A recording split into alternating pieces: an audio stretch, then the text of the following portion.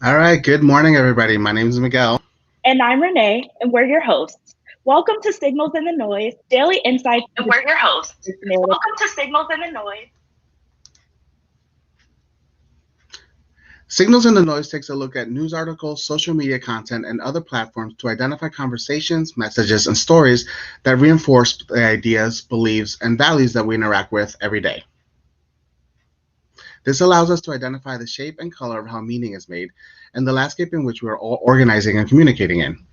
This is what we call monitoring the narrative weather, and we're here as your resident meteorologist tracking all of it. Each morning, we'll take you through the latest, where we cover stories of importance. Then we'll move to Hot Takes, where we look at viral content, and we'll wrap things up with On the Radar, a segment where we talk about real-time stories that we're tracking. Also, one of our co-hosts, EVA, is still out, but she will be back with us next week. Until then, it's just be me and Renee, and we'll be guiding you through the day's narrative landscape. With that, let's get right into our first segment, The Latest.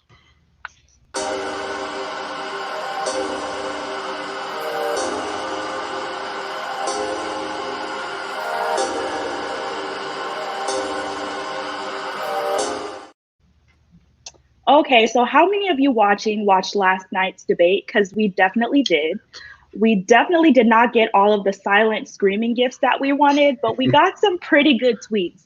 It was definitely a different experience than the first debate. Very low drama. I'm not sure how I feel about that. There's this one tweet by Nicole Chung that caught my eye, which says, "Wow, such a pivot. Can he maintain it until the election? So disciplined. This is the day Donald Trump became." So Trump controls himself and doesn't shout over Biden during a 2-hour window, and all of a sudden he's presidential? Weird flex, but okay. Or this one by Sylvia Bell, which says, "Trump used his rush card to prepay his taxes." I definitely got to hit up my accountant friends because I had no idea you could prepay taxes. I feel like he definitely made that one up. Okay, and the brilliant Jessica Bird tweeted, "I prepaid my taxes too. It's 400 years of my ancestors' unpaid labor. I'll be calling my accountant tomorrow." All I have to say is facts, sis, facts. Mm-hmm. But while we're at it, can we please get somebody to prepay my student loans? I know that it doesn't work that way, but if the president can make it up, then so can I.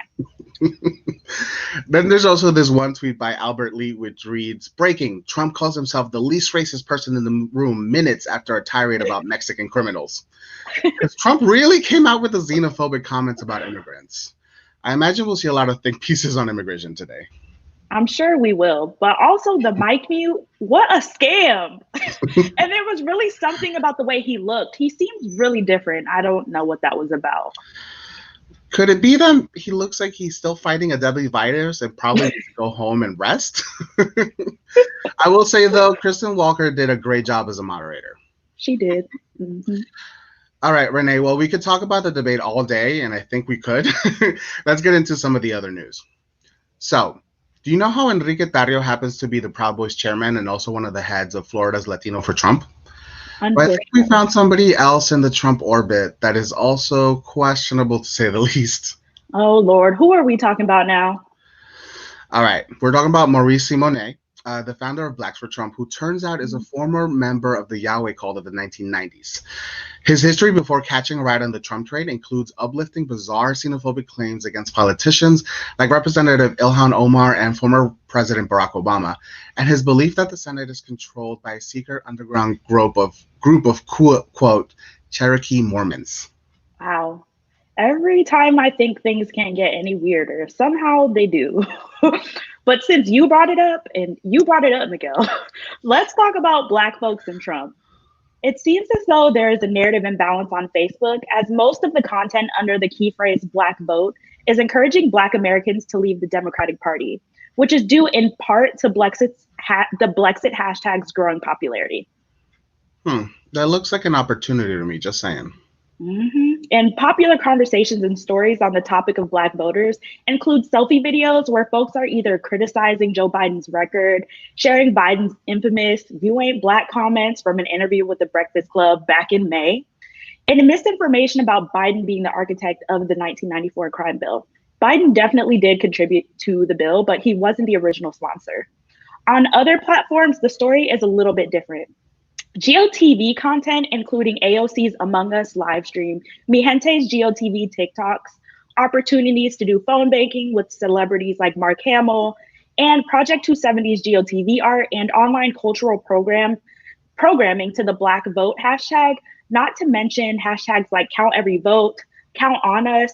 They're all picking up stream on Twitter with over 5,000 and 13,000 tweets respectively. The hashtag GOTV holds mostly liberal and progressive content and includes celebrities and influencers like Kerry Washington, will.i.am, Jennifer Hudson, and the very fine Mahershala Ali. What we know is that progressive organizations really need to dig in here and amplify and uplift the stories and values that reinforce the role of voting in our democracy. But to quote the legend Zora Neale Hurston, not all skin folk are kinfolk, which is what we're learning very quickly by studying Black conservatives and Black influencers in the manosphere and alt-right.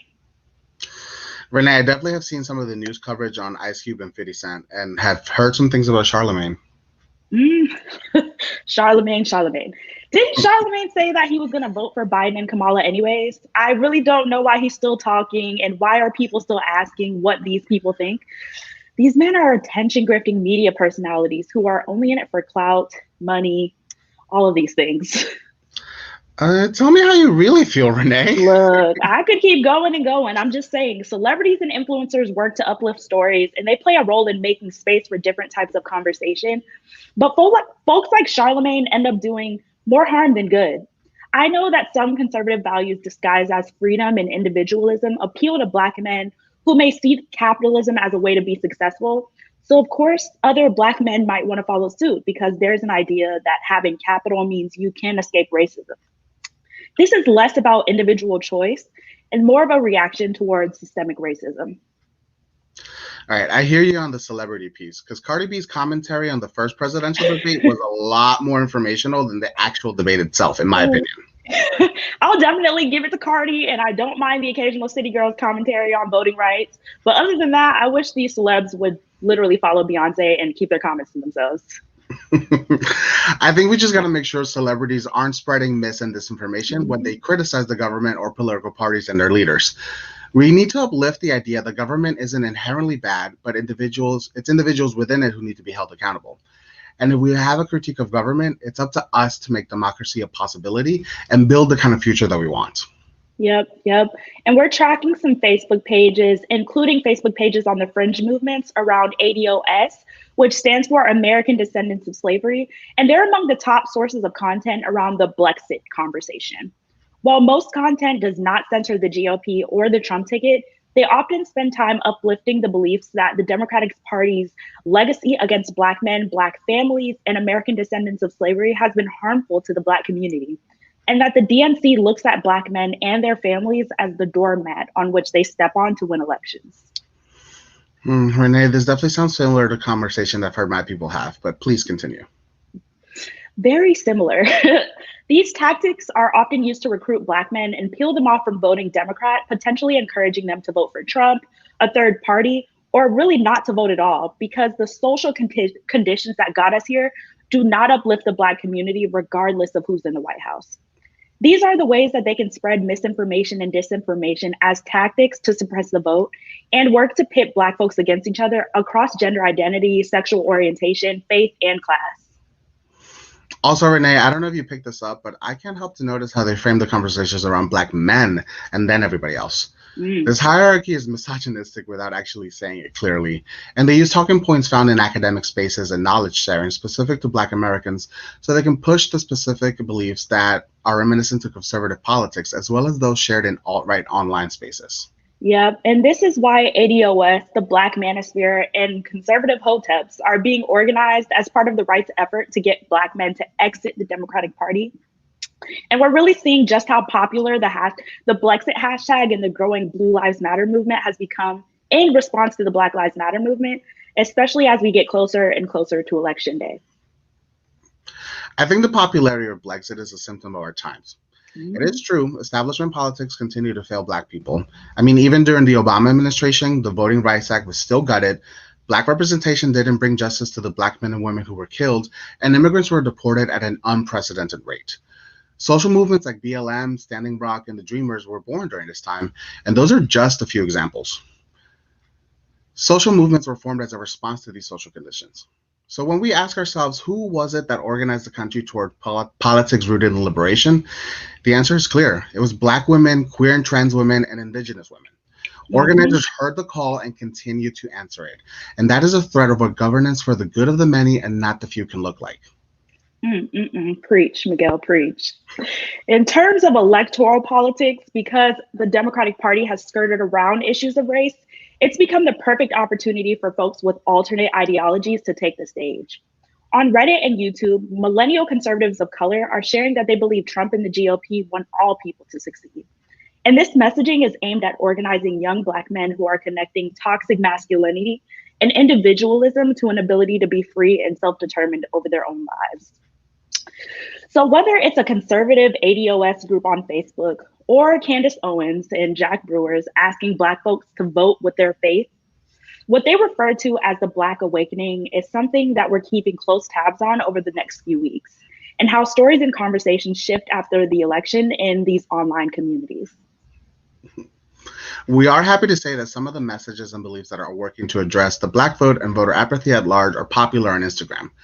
This includes content around highlighting the role Black women have held throughout American history by uplifting the stories of freedom fighters like Ella Baker, Ida B. Wells, Harriet Tubman, and women like them, voting for policies to protect Black life, which decenters parties and their candidates and centers the rest of us, reminding folks of what Trump's record is against communities of color, highlighting the idea that voting is a power-building strategy, and uplifting the idea that not one single president is going to save us.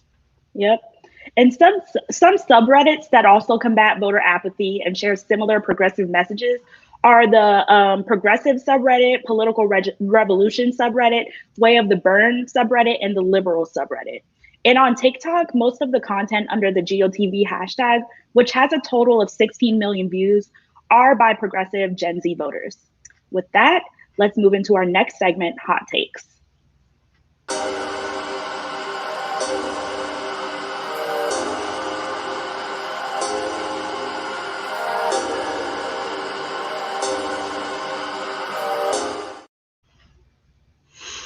All right, among the top trending stories in Florida, one includes armed voter intimidation tactics happening in St. Petersburg. And while the Trump campaign has denied any affiliation with the armed guards who showed up at the polls, I can't wonder why folks would just show up and say they're poll watching. It's not like the Trump campaign hasn't asked for an army of poll watchers to protect his unfounded and frankly quite dangerous claims of a rigged election. It couldn't possibly be that.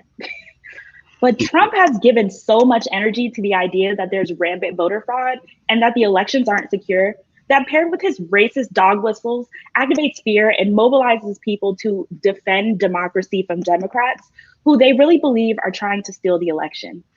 Regardless of the truth, this message is actually saturating and setting the frame that the election is rigged. It'll be up to other trusted messengers to counter the saturation with messages that say things like there will not be a clear winner on election night Every eligible voter should have their voice heard and their vote counted.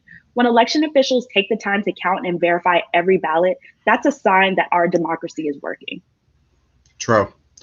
Other stories out of Florida center its status as a battleground state and Obama's role as Biden's super surrogate as he campaigns in Pennsylvania and Florida this week. And DeSantis changed out of his Trump Navy suit to get on a YouTube ad to ask Republican voters to help deliver the win. Good to know he has some free time. The Trump Navy suit just took me out. The top hashtags in Florida are Debates 2020 and MAGA. Inside of the MAGA hashtag on Twitter, most of the conversations are about last night's debate and other conversations railing against the FBI. On the topic of the FBI, it looks like conservatives are engaging in attacks against the organization, underlying the belief that the FBI is part of the deep state, responsible for covering up lies from the Democrats.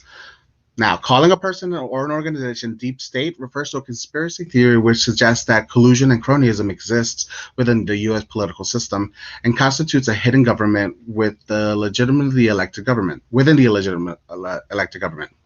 So when QAnoners refer to the deep state cabal, this is what they're talking about. Okay, but you have to throw in the baby eating, the Satan worshiping, and a host of other ridiculous things. This is definitely cause for some concern, especially as voter protection groups have begun to rely on the FBI helping protect democracy through voting.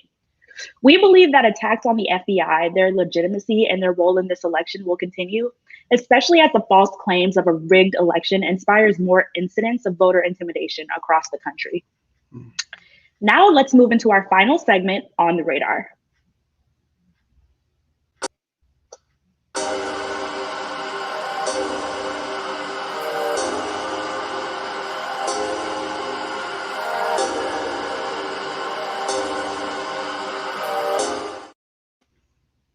LeBron James, known not only for his incredible talent on the basketball court, he's also known for activism.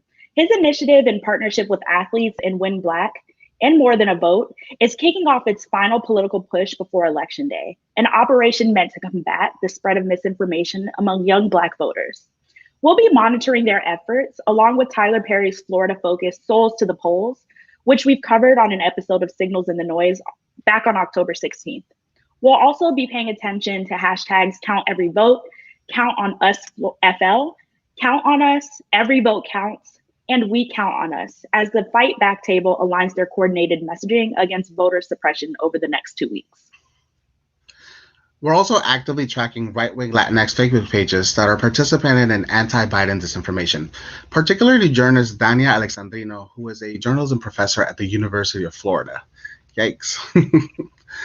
I also want to flag that known disinformation spreader Free State with Alex got his page back. So I'm just like, Facebook, can you get it together, please? Please. I think that's all for us this morning. Thank you so much for tuning into Signals in the Noise. Have a great rest of your day. We'll see you on Monday. Bye. Bye.